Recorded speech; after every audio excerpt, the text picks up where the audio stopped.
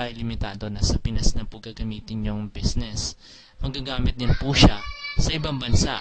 Dahil kung maalala nyo po, meron po tayong website. At ma-access po yun through the internet. At yung mga SMS commands na galing sa labas is mababasa pa rin po ng system yan kapag sinend sa kanila.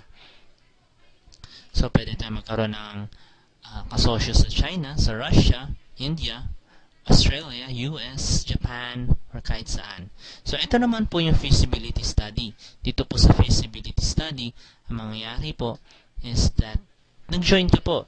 Then, malas po kayo. Ang nangyayari po is nakapag-invite lang po kayo ng dalawa at nag-join sila. Ngayon, yung mga kaibigan nyo, itagdadalawa lang din po yung na-invite. Dahil medyo malas nga po sila, ganun lang din po yung nangyari sa kanila. Ngayon po, ang gagawin is save po natin yung income nyo po within 2 years. Okay po? So, sa unang buwan, dalawa lang po yung na-invite nyo. Okay? Then, sa buwan na yun, meron kang 1,500. The second month, nag-invite lang yung friend mo ng dalawa, then dalawa din sa kabila, then you get 1,000.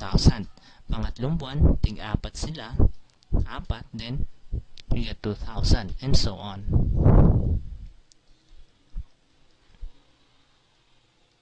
Okay po?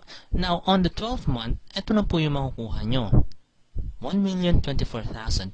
Pero, meron po tayong limit, diba? Safety net. So, hindi naman po siguro sasama yung loob nyo kung 900,000 lang yung iuwi nyo on the 12th month.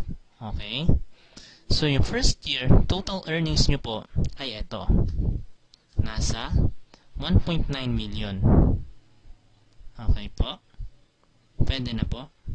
Bago tayo pumunta sa susunod na slide, tatanong ko lang po kung ano po yung gagawin nyo pag binigyan ko po kayo ng 12 million pesos.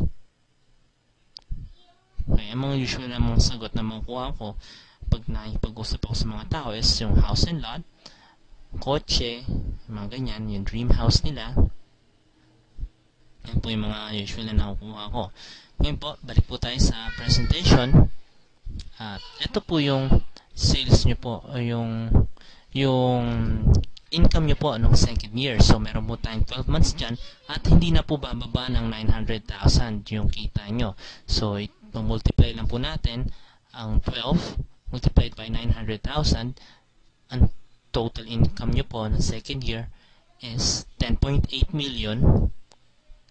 I-add lang po natin yung income nyo first year, 1.9 million. That's 12.7 million. At ang kinonsume nyo lang is 2 years. Okay po? Pwede po ba? Pwede. Konting tiyaga lang po. Dalawang invites lang po ang gagawin nyo dyan. Okay? Ngayon po, i-share ko lang po para doon sa medyo gipit ngayon. Meron po tayong debt. Yung mga utang, kung meron man, mapaliwanag ko lang, i-share ko lang din sa inyo na meron tayong good debt saka bad debt.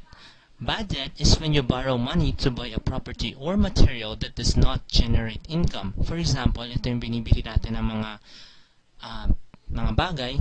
Karamihan ng mga bagay natin hindi naman usually nag-generate ng pera para sa atin. Katulad ng mga unan, mga ganyan, or mga damit, not unless na model ka, baka mag-generate ng income para sa inyo. Okay? Tignan naman natin yung good debt. Paano nagiging maganda yung utang?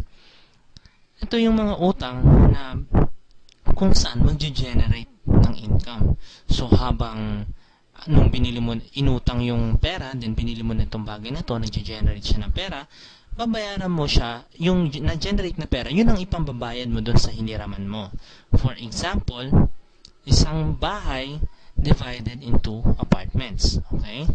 So, halimbawa po ako, kumuha po ako ng bank loan, umili po ako ng lupa't bahay at dinivide ko sa 5 apartment. Ngayon po, pinaupakan ko po sa kanila. Then, yung income na nag-generate or yung pera na nag-generate sa kanila, yun yung ibinabayad ko po sa bangko. Ganun din po dito. Sa load extreme, kung yung 4,000 po ay ipang-utang nyo pa, I would say na it's a good debt.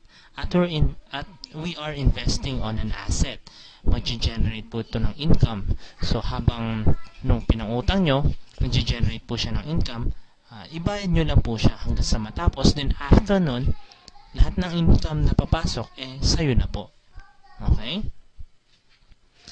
Ayan po, dito na po tayo sa end ng presentation ko. On behalf of my cute daughter, Rio Janie, I'd like to thank you for listening and spending time knowing how to venture out into business. Again po, maraming salamat po, and hope you could contact me sa 0920-839-5595.